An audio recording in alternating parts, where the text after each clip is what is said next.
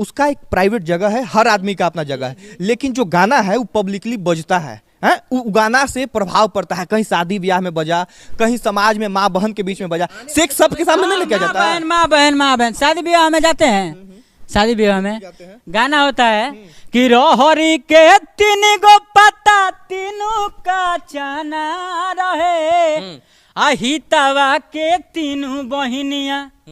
आप कह रहे हैं कि हम बढ़िया गाना गाए तो लोग नहीं देखा, हम ढोरी जनी छील द गाए तो हमको लोग देखा, तो आप लंगटे हो जाइएगा तो और ज्यादा लोग देखेगा। बनाने लग जाइएगा तो और लोग देखने लग जाएगा। प्रोग्राम देखते हैं, प्रोग्राम प्रोग्राम देखते हैं, पोर्न बनाने लग जाइएगा सेक्स वीडियो तो और लोग देखेगा, तो क्या सेक्स वीडियो बनाने लग जाइएगा? सेक्स वीडियो कैसा होता है आपको मालूम है? पोर्न भी सेक्स वीडियो देखे हैं ना आप? हमको मालूम है। सेक्स वीडियो देखे हैं लोग, काहे देखे हैं लोग, काहे देखे हैं लोग? सेक्सी वीडियो आप लोग काहे देखे हैं बताइए पब्लिक से। हर आदमी सेक्स भी करता है, पब्लिक जान रही है, लेकिन क्या हर आदमी पब्लिक के बीच में जाके सेक्स कर रहा है? पब्लिक के बीच